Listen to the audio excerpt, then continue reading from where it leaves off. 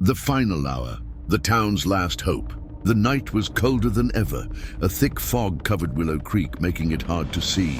The townspeople gathered near the old well, their faces pale with fear. No one spoke, no one breathed too loudly. They all knew this was their last chance. Father Richard held a small wooden box in his shaking hands. Inside was the sacred relic, a silver cross, blessed by an old priest long ago. It was the only thing strong enough to fight a vengeful spirit like Margaret. Beside him, Mr. William Carter trembled. His face was soaked in sweat. His hands were tied with ropes, just in case he tried to run. Mrs. Eleanor whispered, "We must hurry, midnight is near." Father Richard nodded.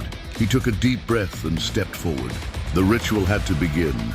The well awakens. The old well stood in the center of the clearing, surrounded by dead grass. The stones were cracked, and the air around it smelled of damp earth and decay. As soon as they stepped closer, a sharp wind howled through the trees. The townspeople shivered.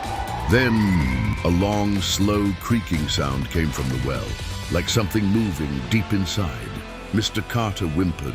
"Please don't let her take me," he begged. "I didn't do anything." No one answered.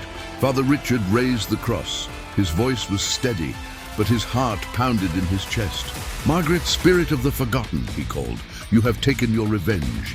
It is time to rest." Silence. Then a low, guttural laugh echoed from the well. Margaret's voice. "Rest?" she whispered. "I have only just begun." The ground trembled beneath their feet. A long, thin hand, pale and wet, crawled over the edge of the well. Then another.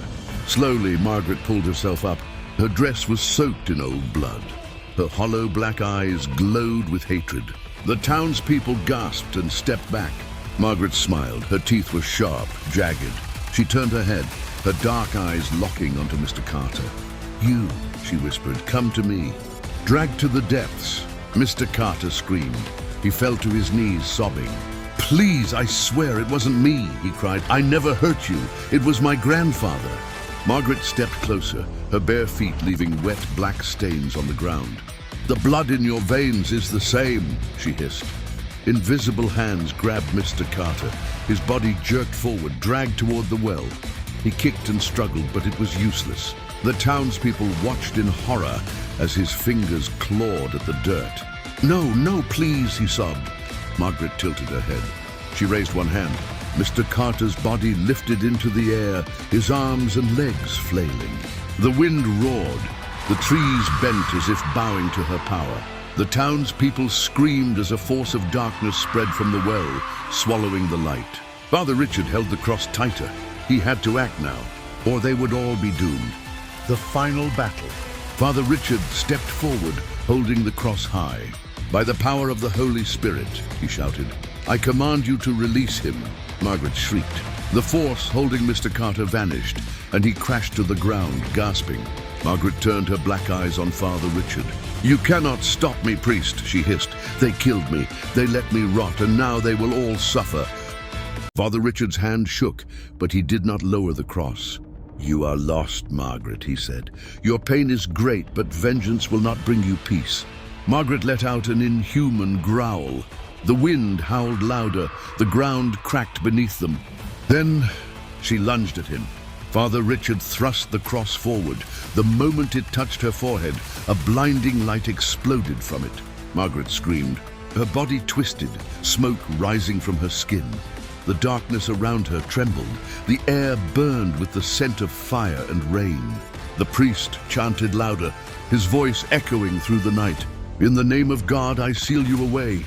The well roared, pulling Margaret back. She clawed at the air, trying to resist. Her black eyes widened with rage, with fear. "No," she screeched, "you cannot do this." Father Richard stepped closer. "You will not haunt this town anymore," he declared. With one final unholy scream, Margaret's form shattered into mist. The well's mouth slammed shut. The earth shook one last time, then went still. The night fell silent. The end of the nightmare. The town stared in shock. Mr. Carter lay in the dirt, breathing hard, his face wet with tears. The wind was gone. The darkness had lifted. The air felt lighter. It was over. Father Richard lowered the cross. His hands still trembled, but his heart was steady. The townspeople gathered around the well. Together they covered it with salt, holy water, and stones. The mayor placed an iron seal over it, whispering the ancient prayer that would keep it shut forever. For the first time in weeks, there was peace. No shadows, no laughter, only silence, a whisper in the dark. That night, Willow Creek slept without fear. Doors were unlocked, candles burned low. Parents held their children close, relieved that the nightmare was over. For the first time in a long time, midnight came and went, and nothing happened. No screams, no whispers, no footsteps in the dark. The town was finally safe. But deep in the well, far below the earth, where the light could never reach, a faint giggle echoed, soft, cold, waiting, the end.